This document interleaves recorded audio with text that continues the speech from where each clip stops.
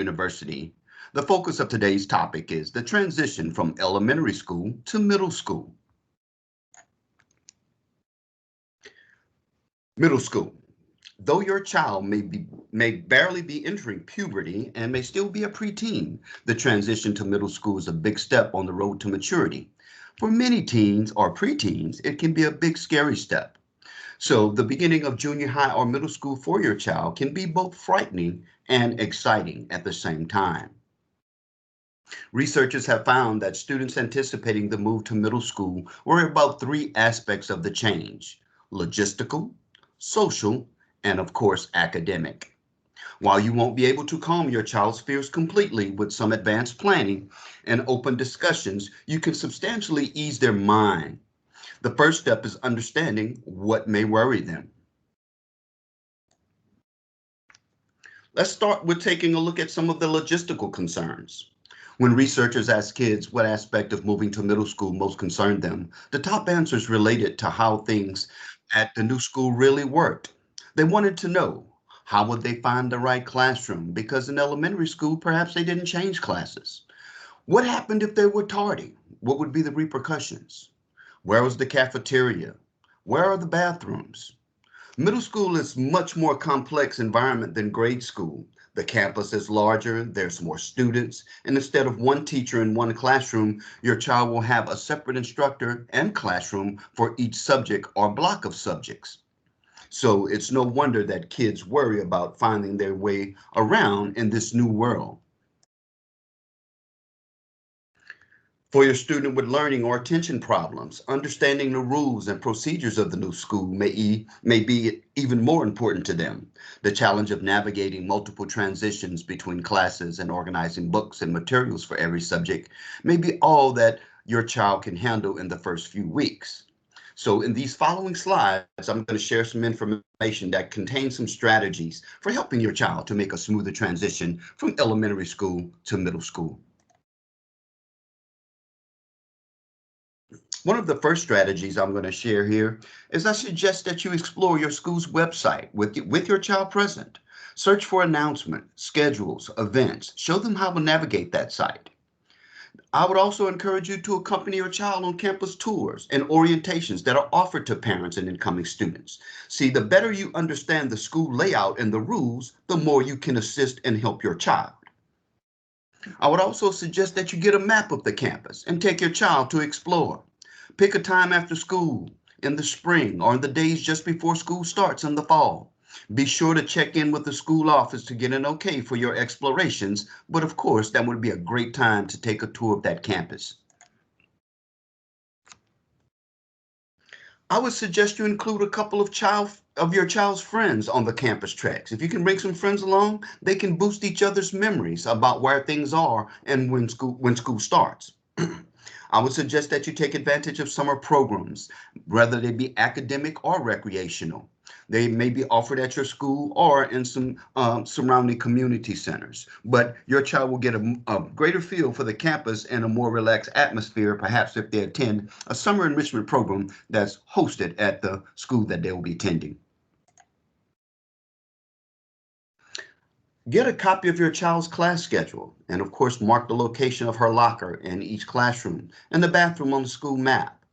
Take both of these inside of her binder. If your child has trouble reading maps, walk the route between classes with them, more than once if necessary.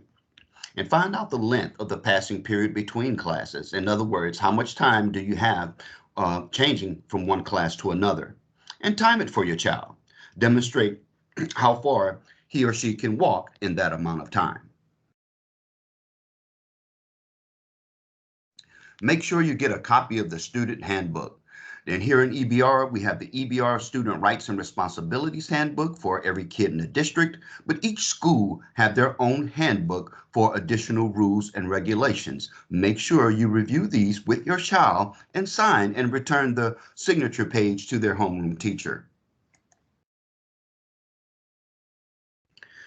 In elementary school, kids did not have lockers. In the middle school or junior high school that they may be attending, lockers may be available. So buy your child a lock for the locker several weeks before school starts. Give them plenty of time to practice opening and close it.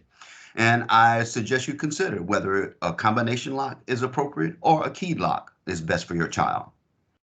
Make sure they also have an easy to read wristwatch so they can so they can quickly see if they need to hurry to be on time to class. And if they have a cell phone, make sure the time is set correctly and they're in the habit of checking it. Let's take a look at some of the social fears for transitioning from elementary to middle school. Another area of worry for students moving to middle school is the social scene. Will I see anyone that I know? Will it be hard to make new friends? Will I have to eat lunch alone? Are the older kids bullies? You have to understand that your child is moving from the top of the elementary school heat to the bottom rung of the middle school social ladder. So of course there will be some fears. He or she may have heard that older students tease or bully the younger ones.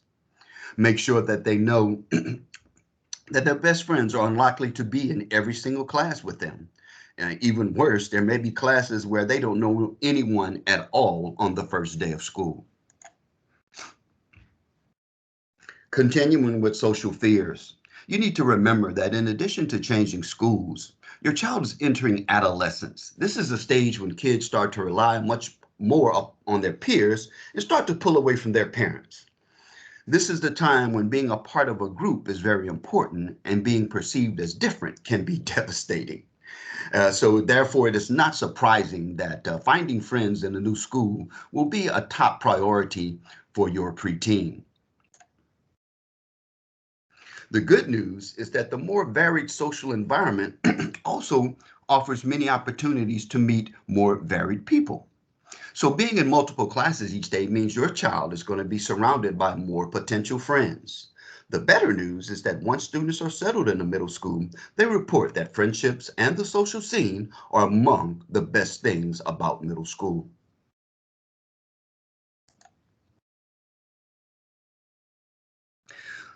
Following are some things that you can do to help your child ease the social transition.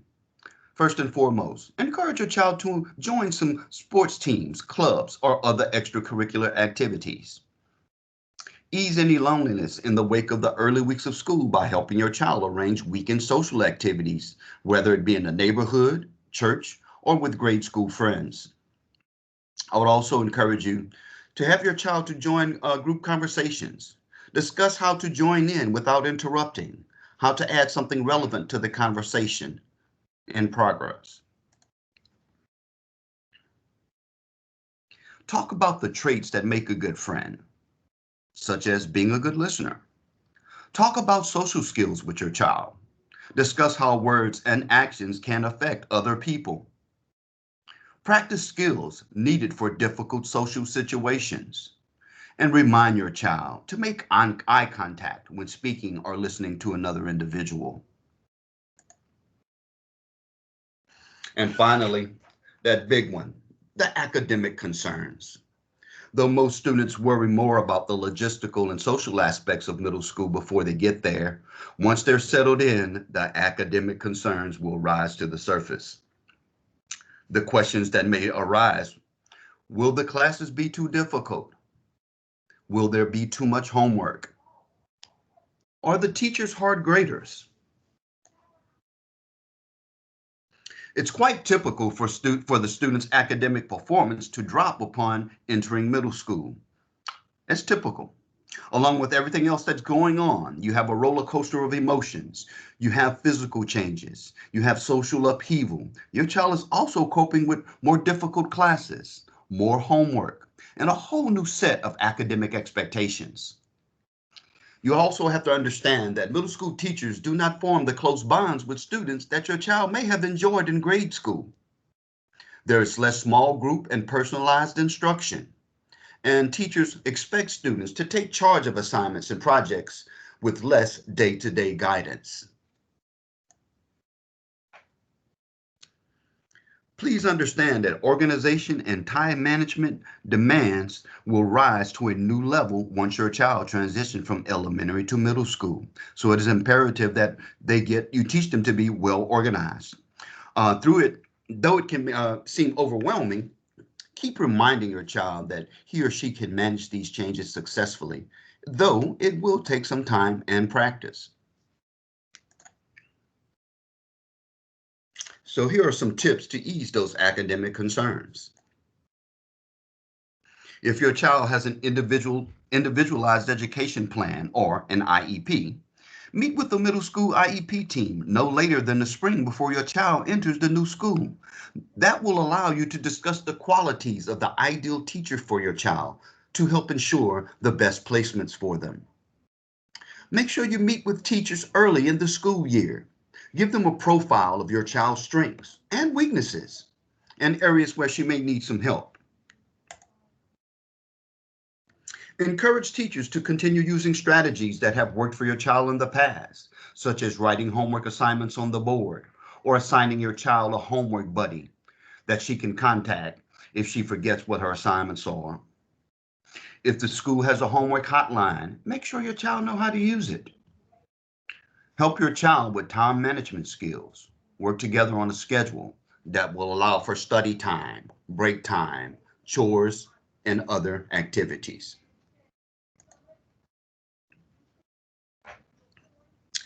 I would also encourage you to work out an organizational system with your child. Acknowledge and make allowances for anxiety. At first, he or she may need to carry everything for all classes in time all the time in order to feel prepared.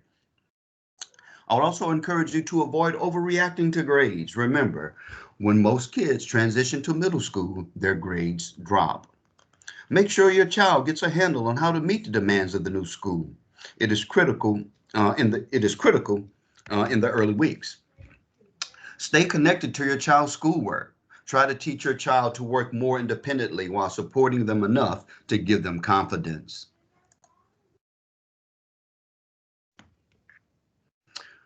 Also remember to go to back to school night, open houses, attend parent teacher conferences, and any other event in which you can connect with your child's teachers. Help your child to be their own advocate. Encourage them to discuss problems and solutions with teachers on their own, but be ready to step in and intervene and help as appropriate. All right, and in conclusion, parents, the best way to help your child through this transition is to keep a positive attitude about middle school. You may remember how clueless, awkward, and self-conscious you felt at that age. Empathize with him or her if they feel the same way, and tell them it's normal for middle school students to experience those fears and emotions. Feel free to reassure him or her that they will become more comfortable and confident with time. And remind your child that the school and the teachers want her to be successful and that she has to take it. And she has what it takes, to make it all work. I hope this information has been helpful to you.